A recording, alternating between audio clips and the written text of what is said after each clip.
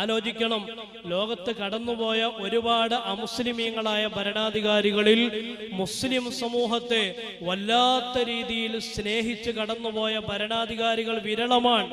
അവരിൽ ഏറ്റവും പ്രധാനപ്പെട്ട മുസ്ലിം സമുദായത്തെ അഗാധമായിട്ട് ഇഷ്ടപ്പെട്ട ഭരണാധികാരിയായിരുന്നു ഛത്രപതി ശിവജി എന്ന് ചരിത്രം രേഖപ്പെടുത്തുകയാണ്.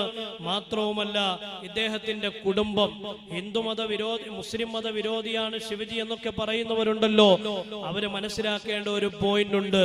ശിവജിയുടെ കുടുംബത്തിന്റെ പാരമ്പര്യം എന്തായിരുന്നു എന്നറിയോ? മുസ്ലിം ദർഗകളിൽ പോകുന്നവരായിരുന്നു അവർ. മുസ്ലിം ദർഗകളിൽ വഴിപാട് നടത്തുന്നവരായിരുന്നു. സൂഫികളുമായിട്ട് വലിയ ബന്ധമുള്ളവരായിരുന്നു. ഇദ്ദേഹത്തിന്റെ മുത്തച്ഛൻ, അതായത് ശിവജിയുടെ മുത്തച്ഛൻ മാലോഗ്ജി എന്നാണ് ശിവജിയുടെ മുത്തച്ഛന്റെ പേര്. ആ ശിവജിയുടെ മുത്തച്ഛന് ഒരുപാട് കാലം മക്കളുണ്ടായില്ല. അവസാനം ഈ മുത്തച്ഛൻ അവിടെ ഉണ്ടായിരുന്ന പ്രധാനപ്പെട്ട ബീജപൂരിലെ ഒരു സിദ്ധനുണ്ട്, ഷാ ഷരീഫ് എന്നാണ് അദ്ദേഹത്തിന്റെ പേര്. ഷാ ഷരീഫിന്റെ ഖബറിന്റെ അടുക്കൽ ചെന്നിട്ട് പ്രാർത്ഥിക്കുമായിരുന്നു ശിവജിയുടെ മുത്തച്ഛനായ മാലോഗ്ജി. എന്തിനാണ്? മക്കളെ കിട്ടാൻ, സന്താന സൗഭാഗ്യമുണ്ടാവാൻ, പുത്രലബ്ധിക്ക് വേണ്ടി മുസ്ലിമായ സൂഫിയായ ഷാ ഷരീഫിന്റെ ഖബറിന്റെ അടുക്കൽ ചെന്ന് പ്രാർത്ഥിക്കുന്ന ആളായിരുന്നു ശിവജിയുടെ മുത്തച്ഛനായിരുന്ന മാലോഗ്ജി.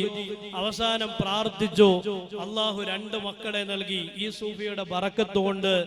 ആ 2 മക്കളുണ്ടായപ്പോ തനിക്ക് മക്കളുണ്ടാവാൻ കാരണം ഷാ ഷരീഫ് എന്ന് പറയുന്ന സൂഫിയാണെന്ന് തിരിച്ചറിഞ്ഞുകൊണ്ട് ശിവജിയുടെ മുത്തച്ഛൻ ആ സൂഫിയോടുള്ള നന്ദിയുടെ ഭാഗമായിട്ട് അതിലുണ്ടായ ഒരു മകന് ഈ സൂഫിയുടെ പേര് നൽകി, ഷാ ഷരീഫ്.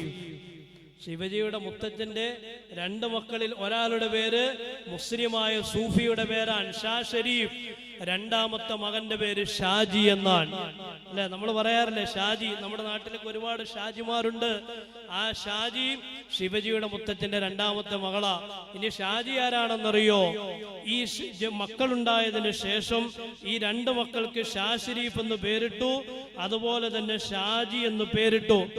ഈ ഷാജിക്ക് പിന്നീട് ഒരു മോനുണ്ടായപ്പോഴും ഈ സൂഫിയായ ഷാ ഷരീഫിന്റെ ഖബറിന്റെ അടുക്കൽ ചെന്ന് ഷാജി പ്രാർത്ഥിച്ചു. ആ പ്രാർത്ഥിച്ച് എന്തിന്റെ പേരിൽ? നന്ദിയുടെ ഭാഗമായിട്ട് മക്കളെ കിട്ടിയതിന്റെ പേരിൽ. എന്നിട്ട് ഷാജി തന്റെ മകനിട്ട പേരെന്താണെന്നറിയോ? ശിവാജി.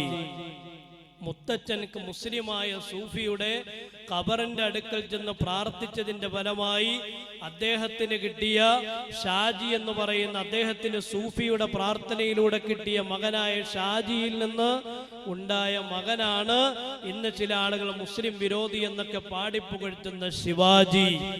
ശിവാജിയുടെ സ്വഭാവം എന്തായിരുന്നു? അദ്ദേഹം ജനിച്ചപ്പോഴും അദ്ദേഹവും പോകും മക്ബറയിലേക്ക്, മഹാനായ സൂഫിയുടെ ഖബർസ്ഥാനിലേക്ക് എന്നിട്ട് വഴിപാട് നടത്തും. അത് ശരിയാണോ തെറ്റാണോ എന്നുള്ളത് മറ്റൊരു വിഷയം. പക്ഷേ സൂഫിയുടെ ഖബറിന്റെ അടുക്കൽ ചെന്ന് വഴിപാട് നടത്താറുണ്ടായിരുന്നു, പ്രാർത്ഥിക്കാറുണ്ടായിരുന്നു. ആര്? ശിവാജി. ഈ ശിവാജി എങ്ങനെയാണല്ലോ മുസ്ലിം വിരോധിയായി മാറുക? ഈ ശിവാജി ജീവിതത്തിൽ സ്വപ്നത്തിൽ പോലും അദ്ദേഹം പറയാത്ത കാര്യമാണ്, ഞാൻ ഹിന്ദു മതത്തിന്റെ പ്രചാരണത്തിന് വേണ്ടിയാണ് ഭരണം നടത്തുന്നത് എന്ന്. അദ്ദേഹം പറയാത്ത ഒരു കാര്യത്തെ അദ്ദേഹത്തിൽ ആരോപിച്ചുകൊണ്ട് അദ്ദേഹത്തിന്റെ പ്രതിയോഗിയായി വ്യക്തി ജീവിതത്തിൽ വിശുദ്ധി കാത്തു സൂക്ഷിച്ചിരുന്ന ഔറംഗസീബിനെ പ്രതിഷ്ഠിച്ച് രാജ്യത്ത് വർഗീയത ഉണ്ടാക്കാൻ ശ്രമിക്കുകയാണ് ചില ആൾ. തീർന്നില്ല. എന്നിട്ട് അവസാനം ഈ ശിവാജിക്കൊരു മകനുണ്ടായി, ഷാഹു. ശിവാജിയുടെ മകൻ ഷാഹു, മാലോഗ്ജി മുത്തച്ഛൻ. ആ മുത്തച്ഛന്റെ മകൻ ഷാജി, ഷാജിയുടെ മകൻ ശിവാജി, ശിവാജിയുടെ മകൻ ഷാഹു. ഈ ഷാഹു വളർന്നത് എവിടെയാണെന്നറിയോ? മഹാനായ ഔറംഗസീബ് ആലംഗീരിയുടെ കൊട്ടാരത്തിൽ.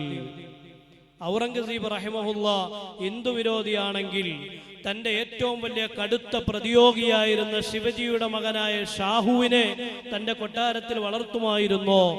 ഷാഹു കൊട്ടാരത്തിൽ വളരുമ്പോഴൊന്നും അദ്ദേഹത്തെ മുസ്ലിമാക്കാൻ ഒരിക്കലും ഔറംഗസീബ് തയ്യാറായിട്ടില്ല. അതാണ് ചരിത്രത്തിലെ ഏറ്റവും വിചിത്രമായ അവസ്ഥ എന്ന് പറയുന്നത്. മാത്രവുമല്ല, ശിവാജി രാജ്യം ഭരിക്കുമ്പോ തൻ്റെ രാജ്യത്ത് ശരീഅത്തിൽ അധിഷ്ഠിതമായ ഒരു മുസ്ലിം ഭരണം ഉണ്ടാകണമെന്ന് ആഗ്രഹിച്ചിട്ട് ആ ഭരണം കൃത്യമായ രീതിയിൽ നടത്തുന്നതിനു വേണ്ടി ഒരു ഖാളി ഖുലാത്തിനെ, ഒരു ന്യായാധിപനെ നിശ്ചയിച്ച ആളാണ് ശിവജി.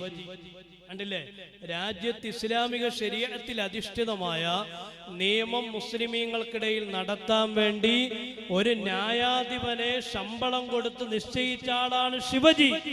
ഇതാണ് രാജ്യത്തിന്റെ പാരമ്പര്യം.